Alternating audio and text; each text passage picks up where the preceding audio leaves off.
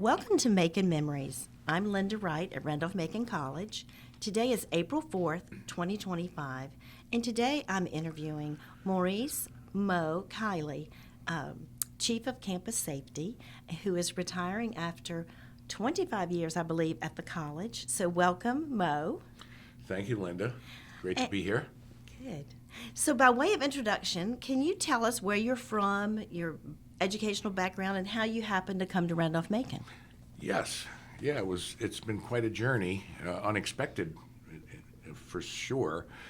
Well, I was born and raised in Bridgeport, Connecticut, so I am a Yankee.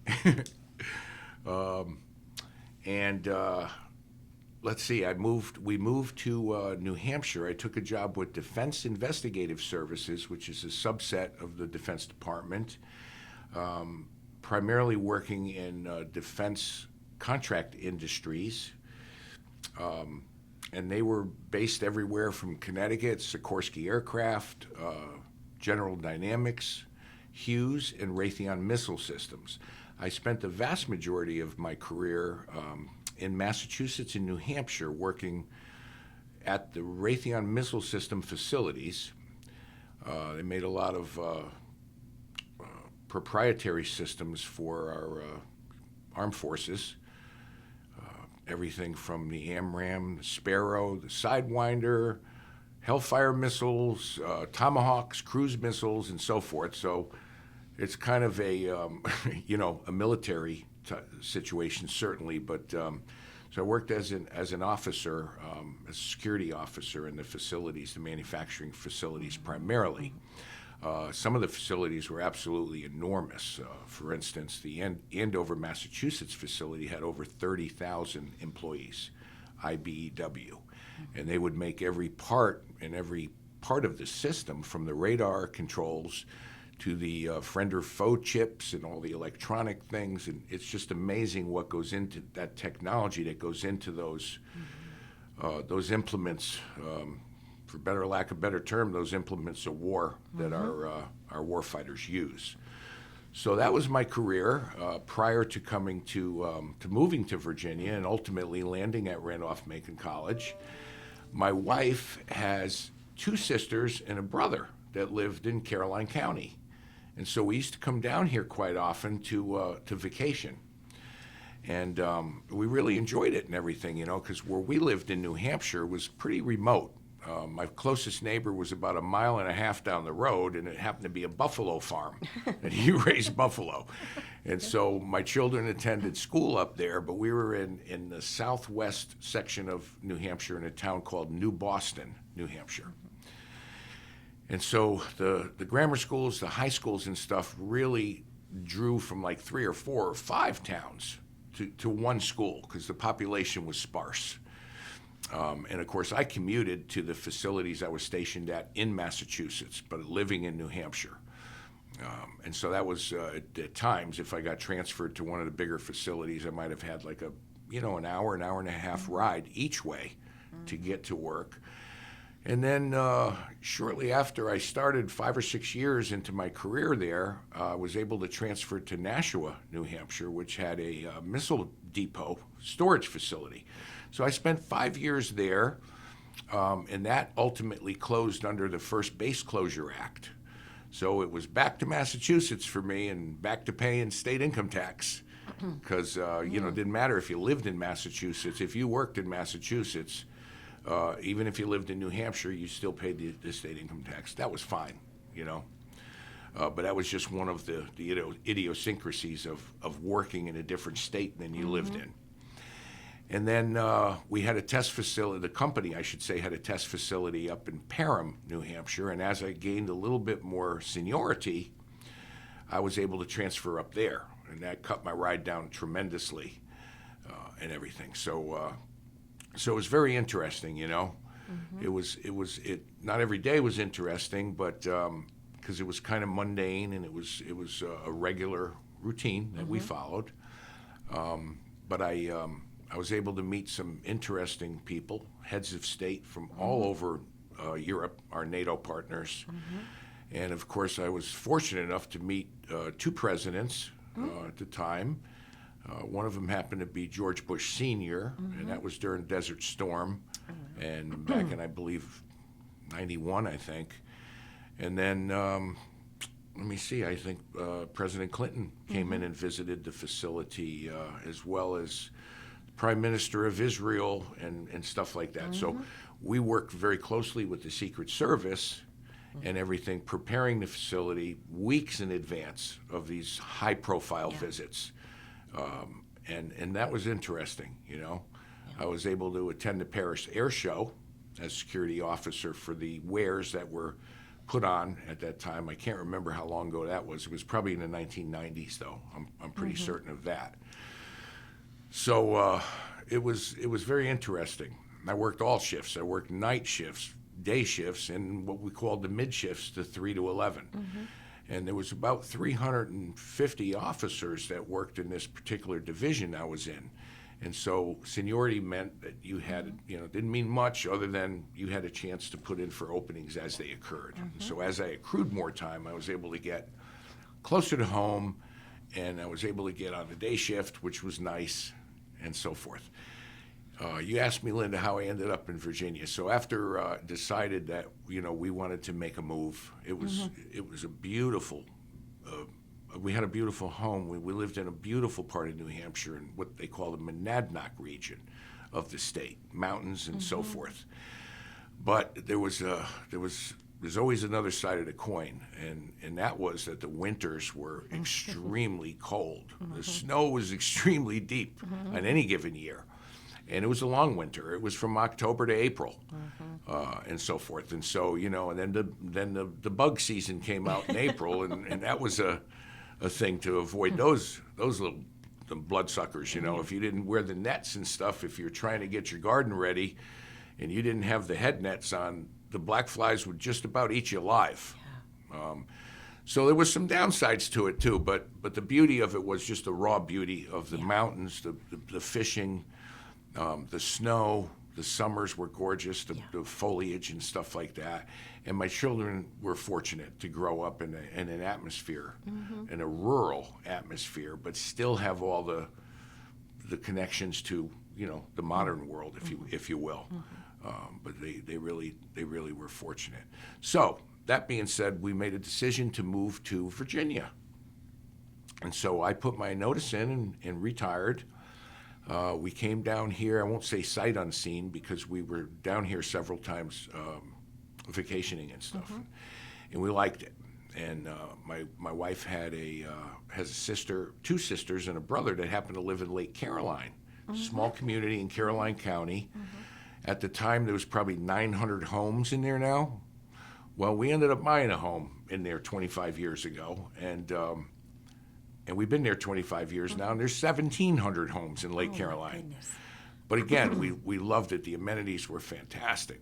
Fishing and water skiing and 2 beaches and a swimming pool and numerous playgrounds and stuff. So we've enjoyed that lifestyle, And of course now, after 25 years at Randolph-Macon, it's time for the next chapter in my life, and our life, I should say, with the family.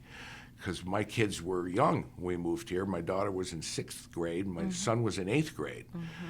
Well, now I look back 25 years later, my son has 5 children. Oh, my goodness. Yeah, and my daughter has 1. They live local. They're only, they're within a half hour of where we live. Daughter's in Hanover, and my son lives in Caroline County. So we have 6 grandchildren, a new daughter-in-law, or 25-year daughter-in-law, and the same thing, my son-in-law, and we just, we've been so blessed, so fortunate. That's great. You can put those playgrounds to use for a new generation. Oh, yeah. Well, the little one now, Baby Mo, they named him off after me, after Grandpa, right? So my son's name is Maurice also. Yes. So he's the 3rd one. My father was, and then my grandfather, so really he's the 5th Maurice in the line. But they gave him my middle name and stuff, and we call him Baby Mo. And he's 6 years old. Oh, that's and then sweet. my the next youngest would be a 10-year-old granddaughter. My son has 4 girls and 1 boy. Twin 18-year-olds, a 16-year-old, a 10-year-old, all girls, and then little Baby Mo was his first son. He's 6. Wow. My daughter has a 17-year-old son. His name's Caden. She only has one child, so we're all tight. We're close. Every weekend they're at our house for picnics and cookouts and what have you. You know, we vacation together, and so like I said, I don't want to sound like a broken record, but I've been super fortunate. Yeah, you know, that's great. Yeah. Well, that's awesome. Well, I'm glad this sounds idyllic. Yeah. Well, tell me about when you came to Randolph-Macon. How did you find the position? Who recruited you? Or, good or did gosh. you just put your name, you saw the opening? I took a job at Capital One, believe it or not, 25 years ago when we first moved here, about a month or two afterwards. And I was put in what they call their Mercedes accounts. And I was in my early 40s at the time. And most of the folks I was working with were 20-somethings, you know? Yeah. And so I went through the training program and everything else, and, you know, I was sitting in a little cubicle, 4x6, with consoles and everything. And everyone that called in to that particular department that I was in, which was, like I said, probably wasn't really called the Mercedes accounts, but that was referred to it as. Well, they had lines of credit of $500,000 and up. You know, what the heck am I doing in here? Why am I the one that's talking to these people? I thought it was kind of unusual. So, you know, after about a month or so, and by the way, let me preface this with the fact that, you know, I'd never worked in that type of environment before, so I kind of felt like I was confined. I mean, you couldn't even go to the restroom unless you had proper relief. You couldn't let that phone ring more than 3 times without answering it. These people had high dollar credit. I mean, high lines of credit, you know? Yeah. And so they were probably considered the premier customers of Capital One at the time. Probably still are. So one day I decided to ask my supervisor, I said, you know, not for nothing, but why am I in here? And she says, you don't know, Maurice? I said, really, I don't know. But I mean, I'm not concerned about it. I enjoy it and everything. And she said, well, you're from New England, right? You're from Connecticut, New Hampshire. I said, yes, ma'am. She said, you don't really have an accent. And I was like, wow. And that's when it first struck me. And I said, well, okay. She goes, well, you know, unfortunately, even though there's no truth behind it, sometimes perception is that if somebody hears like a Southern accent, a Southern drawl, so to speak, particularly somebody from New England that doesn't hear that on a daily basis, they might have a perception that they're talking to somebody that may not understand, you know. I said, that's really a shame, because I've met so many people down here at this point that, believe me, your accent has nothing to do with your level of intelligence or understanding, right? We know that. Nonetheless, I understood what she said about that perception. And so I said, okay, well, that explains it. Now I get it and everything. And she goes, yeah, she said, you speak with more of a New England neutral type accent and everything else. You don't really have the strong Boston, Massachusetts accent. And you don't really have the Midwest twang. It's just more of, and I said, okay, well, I guess from a business standpoint, that probably makes sense. So that was kind of weird. That was Capital One. And then my sister, and I wasn't really happy there. I'm going to tell you the truth. It wasn't something I wanted to do for 20 some more years of, you know, before I was able to retire. So one night at the dining room table, we were staying at my sister-in-law's house in Lake Caroline. We had our 2 kids, we had our 2 dogs. She had 2 children and 2 dogs. And she said, you know, there's a little college in Ashland and everything, and you probably pass it on your way out to Knuckles Road. Yeah. And I said, oh, I didn't know there was a college. I knew there was other colleges around, but I didn't know about Randolph-Macon. She said, yeah, it's a little college. It's right at the intersection of Route 54, England Street, and Route 1. I said, that's interesting. So we didn't speak much more of it, and one day, shortly after, I decided to stop in when I got out of work. And sure enough, I did. And I saw the little building for campus safety, and I went inside, and I was met by a wonderful, wonderful lady. Her name was Eunice. And I found out at the time that she was the administrative assistant to the director. I believe his name was Mike Young. And so, she said, how can we help you? And I just said, well, I was wondering if I could fill out an application. And lo and behold, she said, oh, yes, sir, you can. And you know the old saying, timing is everything, right? Well, there was a gentleman that worked here at the time. His name was Bill Mauney, and he was a sergeant. and he was just put in his retirement papers, so they had an opening. But again, you got to remember, I just met Miss Kendall and Director Young, and I was only there for 10 or 15 minutes, so they didn't know me from Adam. Yeah. And long story short, they gave me a paperwork, and I filled it out, and then they asked me, they said, do you have any time right now? And I said, well, sure I do. I was just heading home. We'd like to take you over across the street and meet our Dean of Students. And I said, I'm thinking to myself, that's kind of odd, isn't it? Yeah, I just got here a half hour ago. But anyway, I said, sure, I would love that.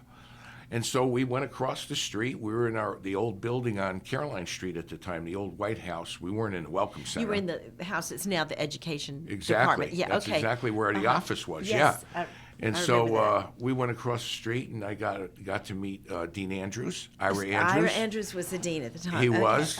And Catherine Hull Yes.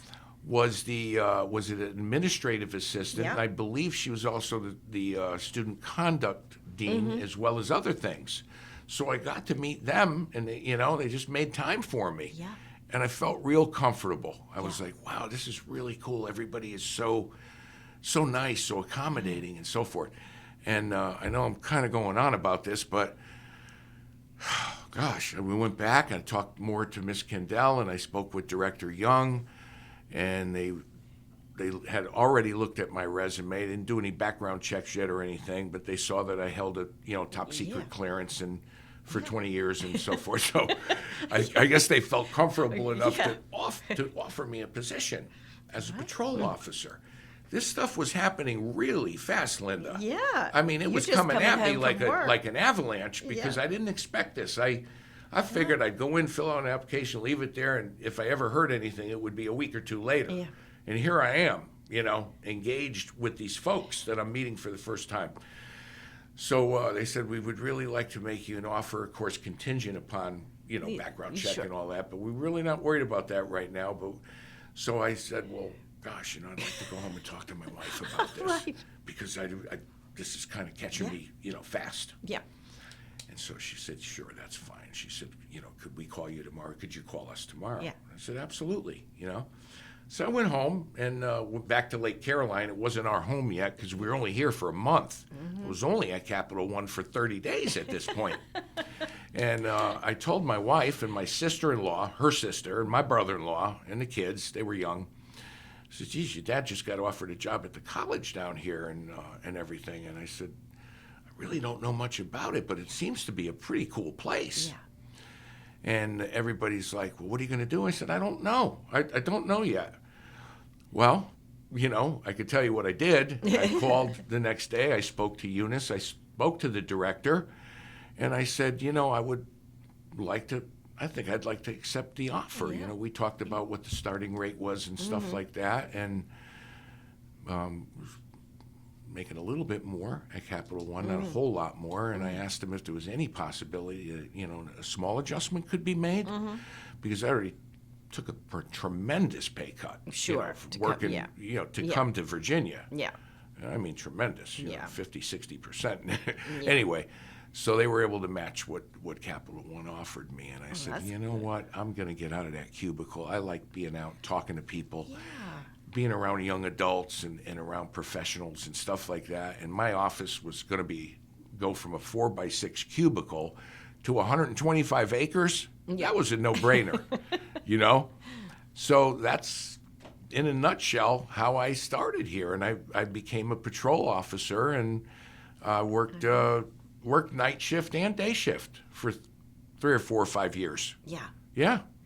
Well, that's a wonderful story. I love Yeah. that about you just stopping in and seeing if there was anything. Would just put your name in and then meeting Ira Andrews and Catherine Hull. And I interviewed them jointly for this project. You did? Mm-hmm. Oh, they were good friends. I Yes. found that out later, Oh. shortly thereafter, but they were, they were lifelong friends. They had worked together for so many years. Yeah. Yeah. I interviewed Ira Andrews a couple of different times with a couple of different people, but yes, and he was so greatly loved, as was Dean Hull. I was very impressed Yes. that both of those folks were extremely accommodating to me, Yeah. and not meeting them for the first time was unusual. So that's wonderful. So Yeah. you began as a patrol officer, as you said. I did. And so tell me about campus safety at that time. I've heard a couple of conflicting stories. So I just want to know about the relationship with the Ashland Police Department. What the jurisdictions were in the overlap and Sure. your relationship. So we had a different makeup of our department at that time. We had what they call SCOs, which is Special Conservative Officers, a conservator of the peace. Actually, COPs is what the technical term is. So a COP has certain jurisdictional authority, we'll say, such as a police officer's, but only on the college grounds, the buildings and grounds and property of the college. It does not extend to the public streets or to off campus or anything else. So we had a kind of a mishmash of security officers, special conservators, and so forth. The relationship with Ashland, I won't say it was bad, but it wasn't as near as good and strong as it is now. There was a difference of opinion, personalities, whatever you have, territorial disputes and so forth, and it was a concern. But I mean, when the chips were down, we still would work together. Obviously, they always would support us. And then over the course of the next few years, as Eunice transitioned out, they brought Catherine Hull over from Peel Hall to take over the Department of Campus Safety. Okay. And that was probably about 4 or 5 years after I started. So I was only here for 4 years. Things began to change. Catherine asked me, I was offered the position of assistant director, and at that time. And I went from a patrol officer to a shift command officer, but I was still an hourly employee, working as patrol officer. And then when Catherine came over from Peel Hall, we had a change of leadership at the college. President Lindgren came in. President Lindgren brought a lot of new people in, and made a change. So Catherine came over, and she offered me the position of her assistant director. Okay. And I accepted that at the time. It was about 20 years ago. And I served under Catherine Hull for 15 years as her assistant director.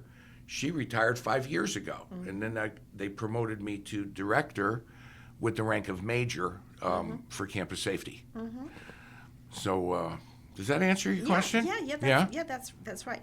So I had just heard that some Randolph-Macon campus safety officers were possibly sworn in as APD as well. Well, that wouldn't be true.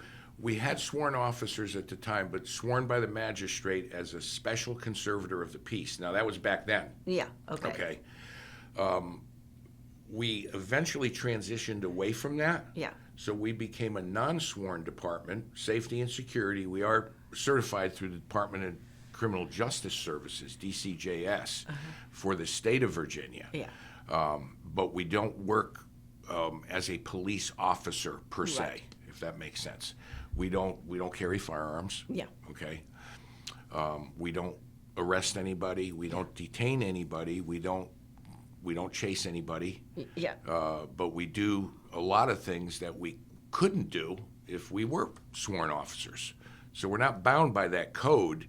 Where if, for instance, just give you a quick for instance, if there's an 18 or 19-year-old student that is intoxicated or may have alcohol possession or something like that, we don't have to bring them to Pamunkey. Yeah. Our first and foremost, responsibility is to make sure the student's safe. Yes. And I really don't think, our philosophy is that having an arrest on your record is not going to help you personally, professionally, or academically. Yeah. So if there's something that we can do to make sure that that student, first of all, is taken care of and safe, medically and otherwise, there's no need to bring police or anything else in that's going to put a set of handcuffs on somebody and bring them up in front of a magistrate and have that on their record, because this is a college. Yeah. We understand that young adults make mistakes and they sometimes overdo things. But all that being said, there's no question that when there's a serious violation of the law, we're going to do what we have to do, and that's very rare that happens. Right. Very rarely. Yeah. But when it does, we're prepared to do what we need to do with the assistance of the Ashland Police Department. That's very helpful, and I think that's good. So you're in a good position of not being a sworn police officer. Yeah, You have to do the things that Exactly. necessarily Not being aren't- sworn gives us a lot more leeway as to Yes. how we can Yes. respond and what the next step is. If we can mitigate it and we can keep everybody safe and sound here and stuff. That's what we want to do. Yes. We're here. We work for our students, faculty, Yes. and staff, and we want the relationship to be mutually beneficial, not contrary or contentious. Yeah. So. Oh, that's a very good question. I just want to say as an aside, you said conservator of the peace, a COP. Is that where the term cop comes from? It does. I guess. Special When you conservator of the peace. I never knew it. It's What like the state of someone's a cop. Virginia and what most, constable, actually, cop comes from constable on patrol. Oh, okay. So a constable is police officer, constable on patrol. But Virginia and many other states refer to a special, what they call SCOPs, Special Conservators of the Peace. Mm-hmm. They do have police powers, but they're very limited, and they're extremely limited to certain areas geographically and so forth. And it's all set by the chief law enforcement officer of your jurisdiction. So in our case, it would be the chief of police from Ashland, Chief Troy Ehrenholt. He's the chief now. Back then, Chief Richard Pleasance was the chief, or Chief Tom Clark, Chief Doug Goodman. I've seen 4 chiefs here in my time in Ashland. But they set the parameters. The magistrate writes the legal document, and that special conservator of the peace is one of the benefits of that is it takes off a little bit of pressure from the local law enforcement. If we have a minor issue and stuff like that, the SCOP can take care of that without having to bring in the police department, who may or may not have bigger fish to fry out there. You know what I mean? So it's all based on trust and training and so forth and certification. And so that's what we had when I started here. We had a bunch of different things. We had about half of our staff was certified as special conservators. The other half was same uniform, same mode of operation, modus operandi, but they didn't have the special conservator status, so they couldn't. There was a few things they couldn't do. Yeah. But the goal is keeping everybody safe. well, the goal is keeping everybody safe, not destroying somebody's life over a minor mistake that nobody got hurt on. Yeah. Like a drunken public or something. Now, I'm not talking about someone that's DUI or something, putting other people at risk. That's completely different. Yes. We know that those young adults that we deal with, primarily 18 to 22-year-olds, they're away from home for the first time. There's a lot of peer pressure. There's things that they're experiencing. Mom and dad aren't necessarily there anymore to pack their lunch and to make sure that, they get up on time and stuff. So they make mistakes. But, we all learn from our mistakes. And so when we can help mitigate, we do. That's what we want to do. We want to be able to serve our student body and our university, our institution, the best way that we can. And it's worked well over the last few years. I mean, it really has. We've proven that we can do this, we can do it effectively, and that there are a handful of times in my career when we ask the police to come in because we have maybe a little bit elevated problem that, requires law enforcement. But those times are few and far between, And I really have to tell you, I'm friends with that entire department. I've known them. I've grown in my career with them, and I'm really not only just professionally acquainted with them, but I'm personal friends with many of them, with the chief, the captains, the lieutenants, and they appreciate what we do because we really help them so much. And not getting them involved is as big of a help as anything. Yeah. when we can do it. Yeah. When So, you can take care of it. Yeah. Good. So, yeah. Good. Yep. Besides keeping the Randolph-Macon community safe, you are responsible for safety of our visitors. Especially, I'm thinking, and we can take them one at a time, but I'm Sure. thinking sporting events. We have people coming from off do. campus, and special events such as commencement and strawberry bay, or all kinds of special events. So talk about the role that Sure. you've played. But we'll talk about sporting events first. Okay, well, yeah, that's because that's big. Yeah. We have our biggest crowds generated at our football games. There's no question about that. And of course, Hampton-Sydney is probably the biggest. Yeah. We get upwards of 10,000 or more people here every other year Yeah. when we play. We'll play them at home this year in November. Okay. And it's unusual because they've never done this before, but they've combined homecoming with Hampton-Sydney this year. Oh, okay. Just came out on the website a couple days ago, Okay. and everybody's like, whoa. Because both of those events draw a huge crowd, and putting them on the same Saturday, Yeah. same weekend, it's going to be a real big crowd. Let's put it that way. You'll be glad you're retired. But Well, I'll probably come in and help them if we're still here. I told Mike I would stay we have a pool. We have what we call pool officers that we can call upon in times of need. Yeah. And just for special events. But anyway, talking about football, right? So one of the greatest things that we've been able to accomplish over the last several years is we get the Ashland Police Department will come in and supplement our coverage, okay? Because it really does take a village to get, people are parked all over the town of Ashland for Yes. Hampton-Sydney Yeah. and for homecoming. We don't have enough infrastructure to hold all the vehicles. Yeah. So Ashland will give us 4 or 5, maybe 6 police officers. The college will pay them off-duty rate, but they'll come in with their full authorization, their full uniforms and all their gear, and they'll assist us with crowd control, with parking. The town's been extremely generous. The Public Works Department, just for instance, allows us to use the Public Works lot down on Archie Cannon Road. And we put several hundred cars down there once we fill up whatever we have here, right? And then the town, again, the county of Hanover allows us to use the Hanover School Board parking lot. Again, several hundred more cars, and the new elementary school that's down there. So we have all that stuff for satellite parking to take the overflow, Yeah. in addition to whatever we can squeeze on our property. And then there's a lot of people that'll know Ashland pretty well, and they'll kind of make their way. They'll figure it out. They might park over at Food Line, or they might park in the Henry Clay Shopping Center, but they've been here, they've done that, they know about the tremendous crowd that's going to be here, so they find their way. And then Ashland does a great job for us. I'm talking about the Ashland Police Department.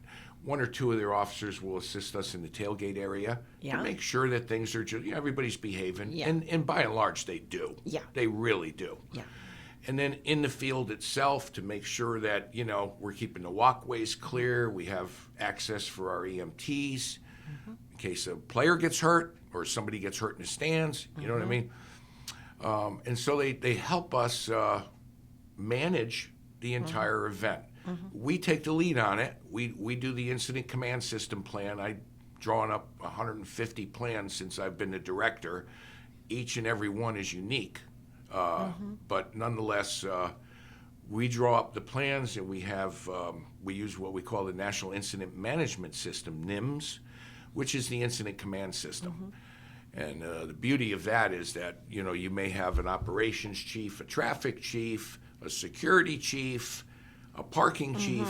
Each one of those chiefs is responsible for no more than 4 people, so it's manageable.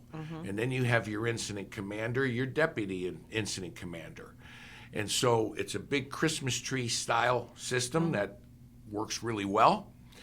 It makes it, there's not one person's not responsible for 35 people that are working the event, And so, and I have to say at this point of the interview, I have to add that Dean Grant Asdell has been instrumental in instituting that. When he came in here, when Bob Lindgren hired him as his Dean of Students, 17, 16 years ago, whatever it's been, Dean Asdell came in and taught us the incident command system. And so every event that we run on campus, we're talking athletic events now, right? But commencement, the political debates that we've had in the Yeah. past with Dr. Trammell and Dr. Yeah. Bratt. Right. We've had the federal judge come in last year and do the immigration and naturalization ceremony, and we made 65 new citizens or 75 new citizens. Every time we do an event of small, medium, or large, we use the incident command system, and it has been a godsend. It makes nothing's foolproof or infallible, but it has made everything just manageable, and we're by and large we've been successful. You know, and I credit Dr. Asdell for that. Yeah. Because that was his thing. Was one of his first things that he required of campus safety, and then ultimately he incorporated the entire student affairs division in it. Yeah. So you know we have people like Beth King, who's our coordinator of events for commencement. Right. She's well aware of our incident command system. Yes. Physical plant, Tom Dwyer previously, Yes. now Mr. John Herron. Yeah. Oh my God, you know, the provost, our treasurer, Paul Davies, and now Mr. Rob Young. You know, they're all aware of how we work the event because they have roles to play. Just a little example, Rob Young, you know, our treasurer, Yeah. he's our finance chief. Yeah. For our events. Yeah. So he has a big role to play. Stuff like that. So That's good. Well, I'm glad you mentioned Dean Asdell because when talking about these events from our side, well, we often get email notifications from you, but we get a lot from him. You know, Yes, about we do. you know, letting us know Sure. how things are. So that sounds very good. You make it sound very efficient and effective. So that's good. it Keeps us is, and I safe. know what you're referring to. Like the notices we get from Dean Asdell are primarily weather based. He wants to make sure that our campus is prepared. Yes. You know, if we have any Yes. tornado watches out or Yeah. you know, severe thunderstorms Yeah. and stuff. So it seems sometimes to some people it seems repetitive, but you know what? It's all about safety, and so. Dr. yes. Asdell is really on the ball with that stuff. There's not Yes. much that gets by him. Yes, that's So- true. And then, of course, we have, you know, our emergency plans here in the library, and this, Oh, you know, yes.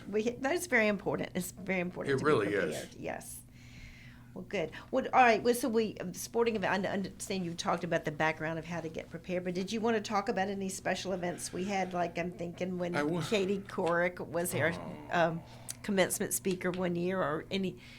Well, you mentioned the political debates. We've had so many opportunities, and I'm going back. I remember when we had the Reynolds grant, and we had brought in some very high-profile speakers. We had George Will.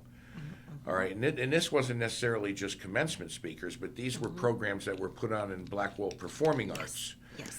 I don't know if you remember a gentleman by the name of Hurricane Carter. He was a professional boxer. He was imprisoned in the state of New Jersey for 20 years and ultimately released. And there's a lot of people to this day that think that he was not guilty of what they charged him, of the murder that he was initially accused with. Well, I got a chance to spend a whole day with Hurricane Carter. And, you know, he spent, this poor guy spent 20 years in isolated confinement for what appears at least to be legally, in the legal side of things, to be a murder that he may not have been responsible for. So that's just one small example. I mean, George Will, his presentation was fantastic. Nina Totenberg came in. We had, you know, Katie Corrick was fantastic at our commencement, you know. Yeah. I remember when Dr. Asdell went to pick her up at the airport and then ultimately at the hotel to get her to campus that Yeah. morning. And I believe we even had a high-profile newscaster. I'm trying to think. Tim Russell. Tim Russer. Oh my gosh. I remember his commencement address. His yeah. commencement address, and unfortunately he passed away shortly thereafter. But I think we were the last commencement address he did. I remember that because Great guy. he gave the address, and it was during an election year.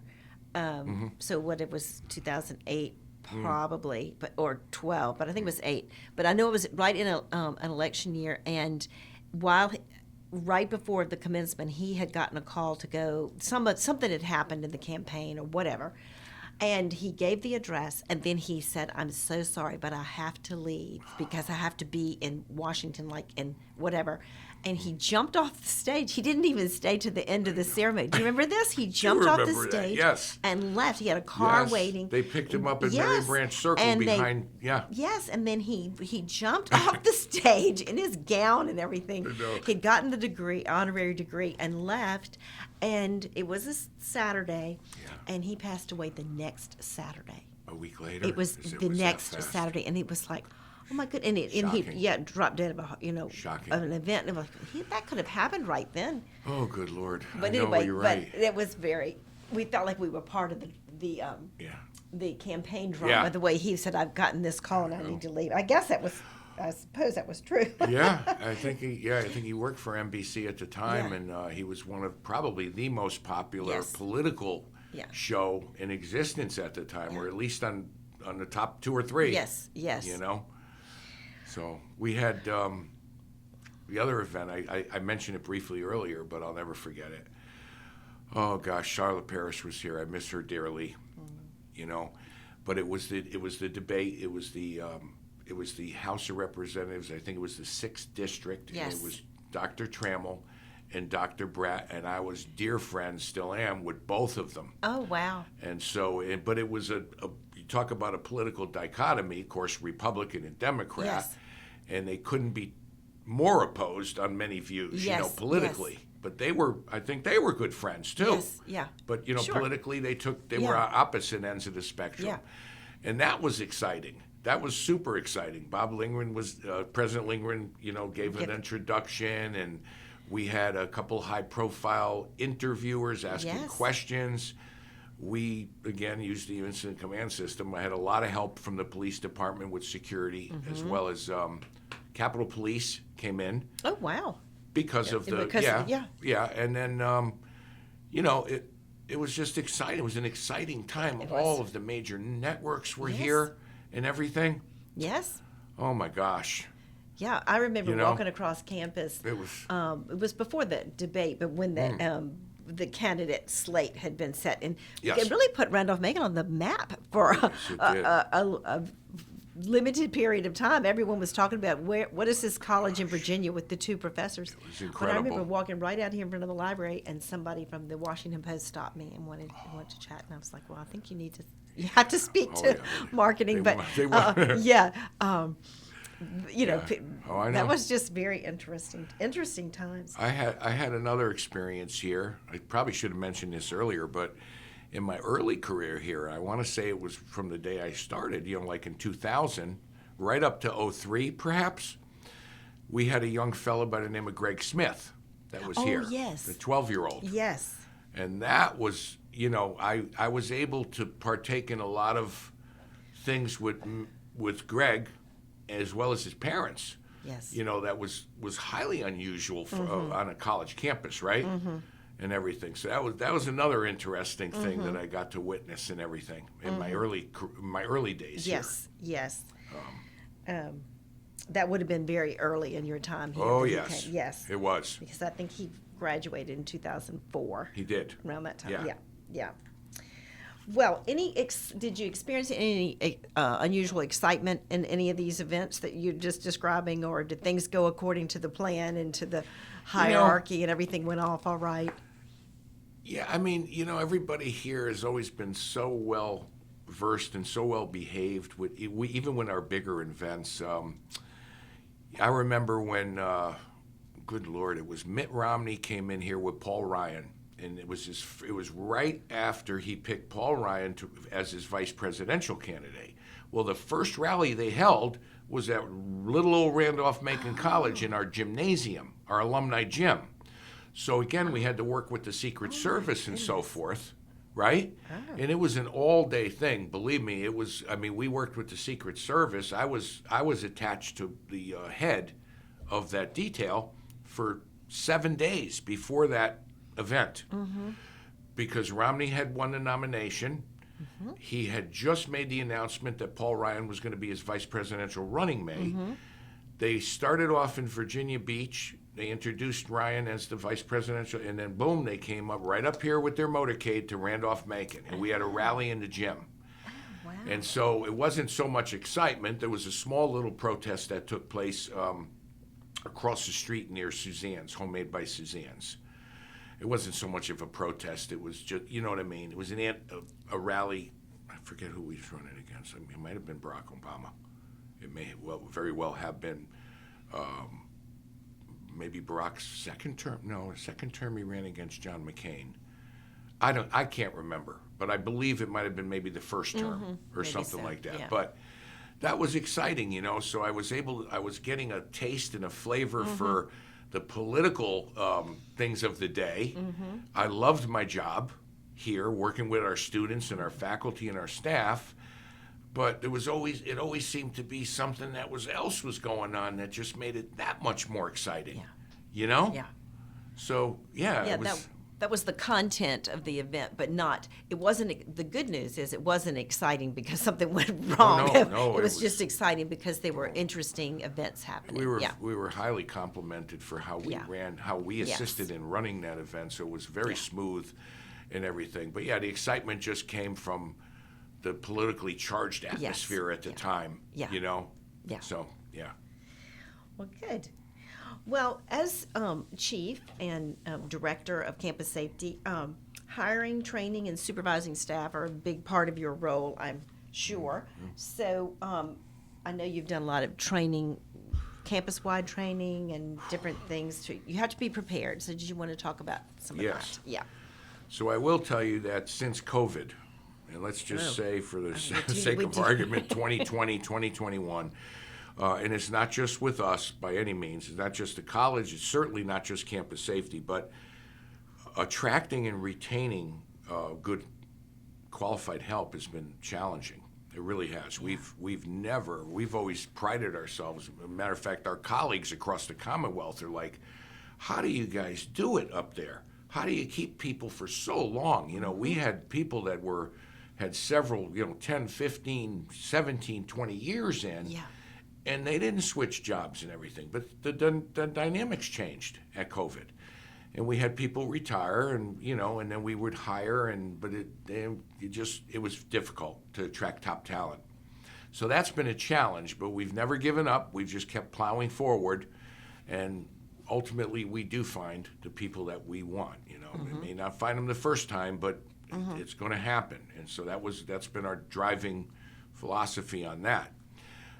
Training, yeah, we do a lot of training. People look at us, look at my officers, and they see the Class A blue uniform. I mean, really, when you look at one of the patrol officers, there's not much difference in looking at a police officer. The only thing you won't see is the sidearm. The radios are the same. Handcuffs, OC spray, utility belt, all that stuff, it looks very, very much like a police officer. We don't wear that uniform to fool anybody or to deceive anybody. We wear it for a visual effect. So we're recognizable when our students may need help, or somebody says, "Excuse me, officer, can I ask you a question, or can you help me with this?" Of course we can. So it's a visual benefit to being in that uniform. And then, of course, our training it's extremely extensive. I mean, we are, like I said earlier, we are under the auspice of the Department of Criminal Justice Services of the state of Virginia, and it's a very rigid, strict training program that our officers have to pass, and they have to get certified every 2 years. There's a legal aspect to it. There's 16 hours of legal training on an annual basis, as well as 24 hours of practical training and so forth. So we're constantly using our time with our staff to do that. We do as much of it in-house as we can.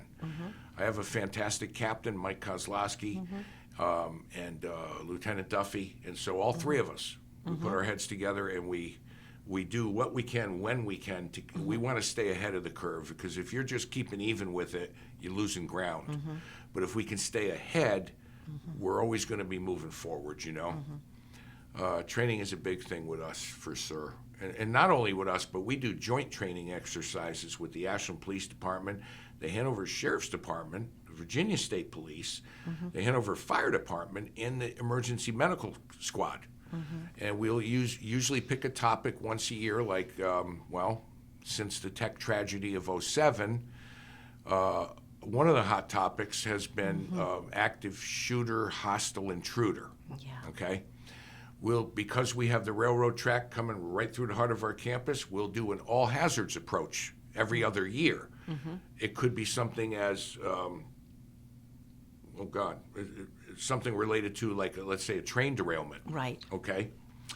With chemicals on board those trains. Like We in don't know Ohio, what's yeah. coming through our town. Well, we do know, but not till after the fact, right? And people laugh and see that orange juice train come through once a week, and it's about 7 miles long, that Tropicana train. Little do they know that if that thing ever derailed, just the acid alone from the thousands, hundreds of thousands of gallons of orange juice could create an environmental disaster that we couldn't even imagine. With the ground, with the well water, with the, you know what I mean? So can we prepare for everything? No, we can't. To be realistic, we can't. But we can prepare for most things in a general sense, and that's why we'll call it an all-hazard approach. Unless we're doing a specific approach, which would be hostile intruder, active shooter. We've practiced that numerous times. So, we pride ourselves on that, and we bring in the Ashland Police Department, the Chief of Police, the fire marshals will come in, as well as the fire chief, all of the professional staff from Hanover County in emergency management, and we do it. We do practical drills, we do tabletop drills and everything to stay on top of it, to stay sharp, Yeah, unfortunately, the active shooter on college campuses is a real, it's a real concern. Concern. It's a concern. And then we did have this sniper, which was in Ashland in 2002 time frame. I forgot about that. I Yeah. didn't forget about it, but right, you know, yeah. So we did, that was that is an interesting time. I mean, tragedy aside of the poor people Yes. who lost their lives and were injured. Yeah, we had the sniper had just hit at the steakhouse up here, the Ponderosa. Good friend of mine, Officer Tim Meacham, with the Ashland Police Department, was the first one to respond that night. And a gentleman was shot in the back parking lot. Yeah. And then, of course, as time went on, we found out after the culprit was apprehended that they spent time at the YMCA. It was right there, next to the Blockbuster video thing, right next to Anthony's Pizza. We're near the hardware store, Ace Hardware Store. Those guys were there. They drove up and down Henry Street and everything else. But what I do distinctly remember is that we were playing a football game that Saturday. It was in the fall, and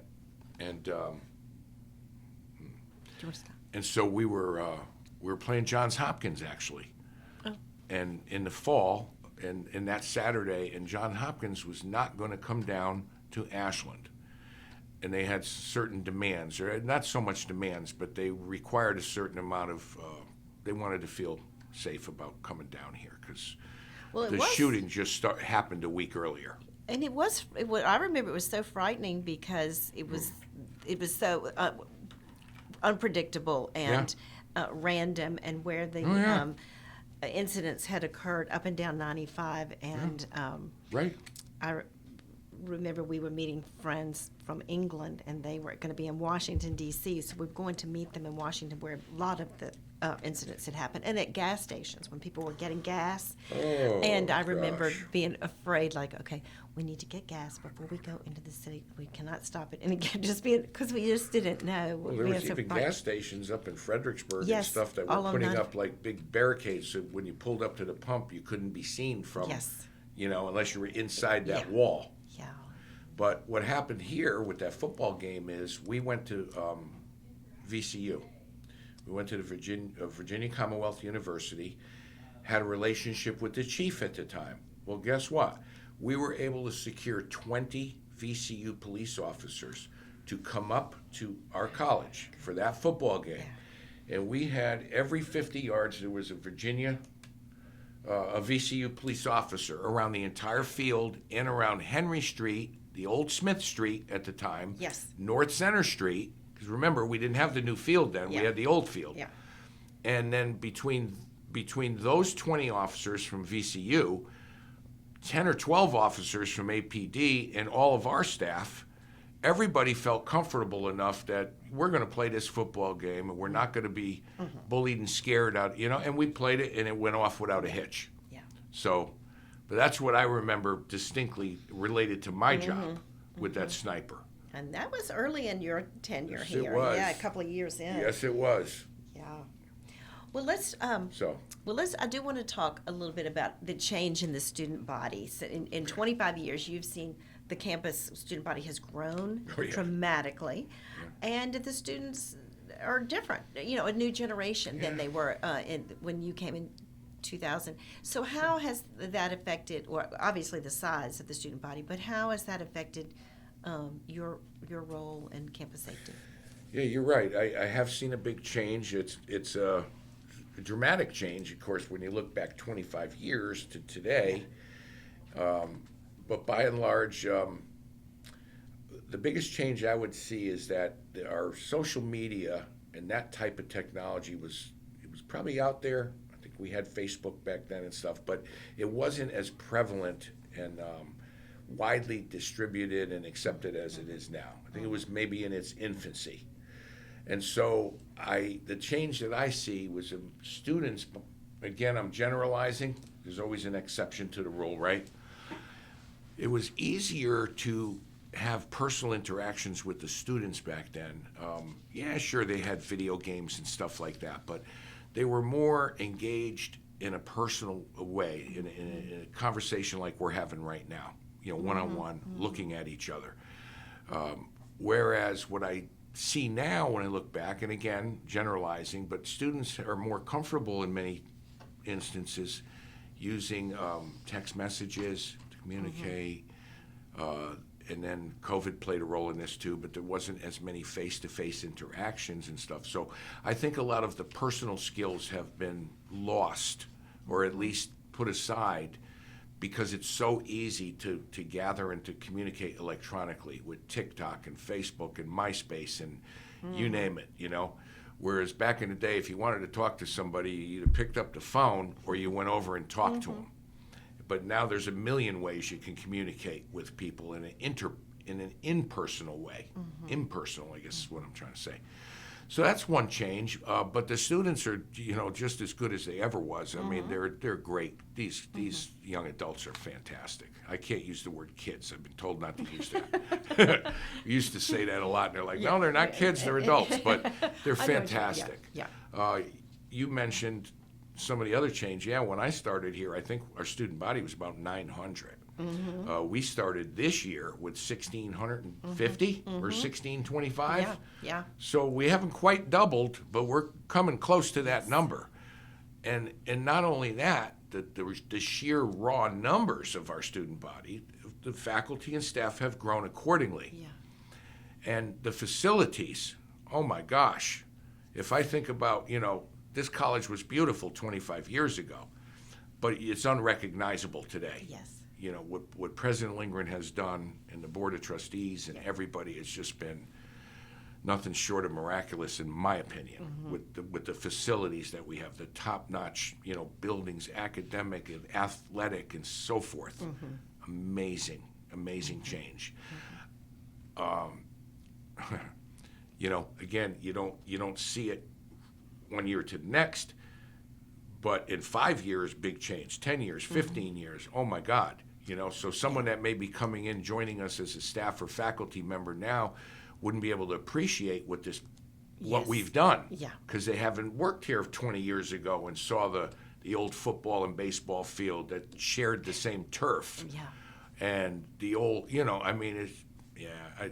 it's hard to comprehend when I look at it in a time warp fashion. I'm like, wow, amazing. Yeah, it is a remarkable transformation. Yeah. Yes. Well, I do want to state for the record that you received the Maryland J. Gibbs Dedicated Service Award in 2023, which is a wonderful honor. You were also inducted to the National Leadership Honor Society Omicron Delta Kappa, as well as, I understand, inducted into the Kappa Alpha fraternity. Yes, ma'am.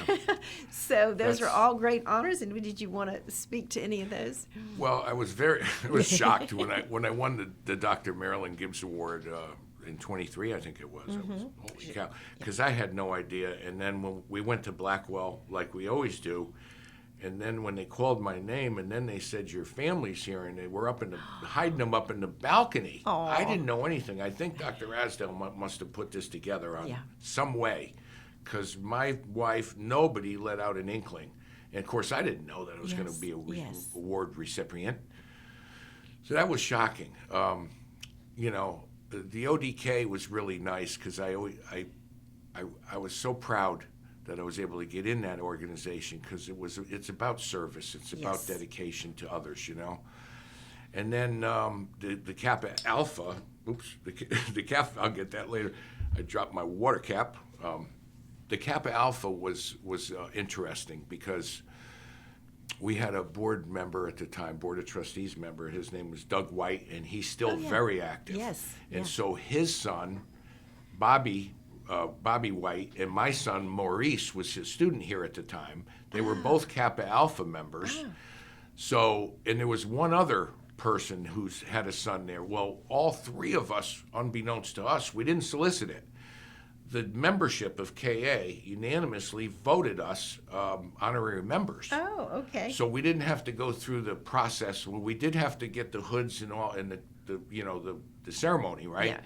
But there was no process where we had to go to parties and stuff. You know, we were right. You didn't have to go through rush. No, we didn't rush. We didn't rush. Really, but we did go into Rush Frank, and that was quite nice. an experience of getting initiated in KA. It was I felt like it was maybe like medieval times. You know, I'm not supposed to say anything because I'm a member, so I won't disclose any secrets. Yeah. Nothing bad, but like I said, this think medieval.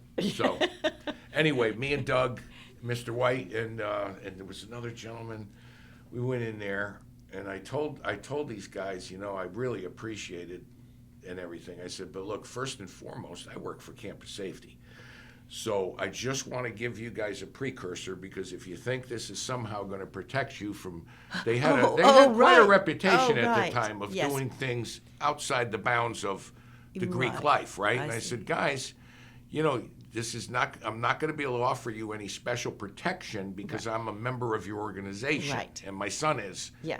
I said, but I do appreciate it. I'm extremely honored to take this, and I will accept it. But remember that. Just remember, if you get in trouble, don't come looking for Mo. Yeah. because I'm a campus safety officer, and I'm not going to risk my personal professionalism and so forth for the protection of the fraternity. Right. The college's rules are always going to come first. And you know what? They understood that. Yeah. And they never did try to use me as well, God, we're in trouble, Mo, can you help us out? Yeah. No, they never tried that. Yeah. You know, and I appreciate the fact they didn't, because I had a lot of good friends to this day. Good. Carlton Edwards and all the guys my son still hangs around with, most of them. They're friends. Yeah, Mike came through this. Fitzpatrick is a pilot, took me up in his airplane. We went out of Fredericksburg, Shannon Airport, and he was a wild child back in the day when he was a KA member. He's just the most upstanding family man you would ever think of today. You never would have guessed that 20 years ago, but yeah. Oh, that's good. Yeah. Well, I want to play a little clip from a previous interview. I've never done this in a Making Memories interview, so bear with me. Okay. I have a clip from a previous I think I just closed it out. Okay. This is, I'm showing a picture of Ira Ratliff, who was a security officer, and this is taken from the 1974 annual. But at the end of my Making Memories interviews, I always ask the participants, are there any other stories you'd like to share? And in this, I'm going to ask you, but this the clip I'm going to play was in response to that question when I interviewed Yvonne Brandon, who was a member of class of 1976, I believe, and she's on the board of trustees. And I asked her, are there any other memories you'd like to share? And she gave me this little clip. So let me play this and hope this. Okay. Wait a minute. I gotta stop. Wait a minute. Let me stop this and then push the volume up. I'm so sorry. I'm gonna start at the okay. beginning. Yeah. I put my volume down while we were meeting here. Let me put Sure. this way up, and I'll turn my microphone here. Okay, so you can hear This is this. interesting. Are there any other stories or memories that you'd like to share? Just one kind of funny one. We had one campus security guard. His name was Wright, and his car had the squeakiest shocks that you can imagine. So that was like our pre-alarm that he was coming. So anytime anybody was doing anything that they shouldn't, they got a pre-alarm through those shocks because you could hear it for blocks. He had a lot on his hand. We were a pretty feisty bunch for one campus security guard. But he tried his best, and I felt like, it was just, the cards were stacked against him, and he just did what he could to maintain. So that was a fond memory. We had lots of good times, extreme good times. That's amazing. I have to tell you, Lynda, so that brings back memories. Of course, I wasn't here then, but I graduated from high school in '76, St. Joseph's High School, and went to Sacred Heart University, and that was in Fairfield, Connecticut. Anyway, I had the pleasure of working with Mr. Ed Gilkey. And Mr. Gilkey is an alumni from here. He graduated, don't quote me totally on this, but I think it was 1974 that Ed Gilkey graduated from Randolph-Macon. He was here as a junior when they made the transition and integrated the genders. Yes, and yes. let women in fall '71. And so, he told me some stories of back in the day because he told me about a particular a campus safety officer that was known to maybe take his car in the middle of the night and sleep behind the gym for a little while. Not sure, didn't mention the name, but it was in good fun that he said that because they really did enjoy their safety officers back then. And every once in a while wasn't many Ashland police officers, but they would come over and supplement for the weekends and stuff. Yeah. So I had the distinct pleasure of working with Officer Gilkey. Yeah. And he was a history major. He taught in Hanover County for 25 years. And after his retirement as an educator, he came and worked for campus safety for like 8 or 9 years. I remember him very He well. I was didn't know a he wonderful was an guy. alum. Yeah, he's an alum. Yeah, I didn't know that. And so his days here was from that era. Mm-hmm. And he, oh my God, Ed was a very humble man. He would only tell you so much and everything. But yeah, that's really cool. I enjoyed that. Mm-hmm. Well, that's from Yvonne Brandon's interview I did with her, I think in 2011, not 10 or 11, around that time. Wow. Well, now I want to ask you the same question. Are there any other memories or stories that you'd like to share? Oh gosh, there probably are, Lynda. I'm sure there are, but I think I probably talked too much and rattled on too long thus far. So I just can say, and wrapping it up, I can say that I don't have any bad memories at all or anything that I want to repress. My 25 years plus here has been really fruitful. The people I've met, have been wonderful. The support that I've received has been just tremendous, and I couldn't ask for a more fruitful or just if you're gonna work somewhere, which we do, we have to work somewhere. This is a pretty darn good place to do it. It really is. We may not get rich, but that's not what it's all about. There's other richnesses that can come from this type of an environment, and I've been the recipient of it. So I'll just leave it at that. I mean, I've got tremendous, great memories from this institution. I really do. Well, thank you so much. You really shared a lot of them today, and I think it was a very fortuitous day when you happened to stop in the campus safety office on your way home from work and just fill in the paperwork. And 25 years later, yeah. It's hard to believe. Yeah. But it was completely, I mean, that's what Yeah. happened. There was one other thing that happened that day that I experienced that first day when I stopped here to fill out that thing. Yeah. We came back from Peel Hall after speaking. I got a chance to meet Dean Andrews and Catherine Hull, right? Mm-hmm. And we came back to campus safety, and we had the most ferocious hailstorm that I've ever witnessed in my life. Oh. We stood in the old campus safety building at 203 Caroline Street, and within 15 minutes, the yard and the road was covered with ice balls. Yes. And they weren't the small hail. This stuff was like the size of golf balls. And it was the weirdest thing. I'm like, good gosh, I'd only been in Virginia for like a month or two. And I've experienced, all the weather you can imagine in New Hampshire. 3.5 feet of snow and 100-mile-an-hour winds.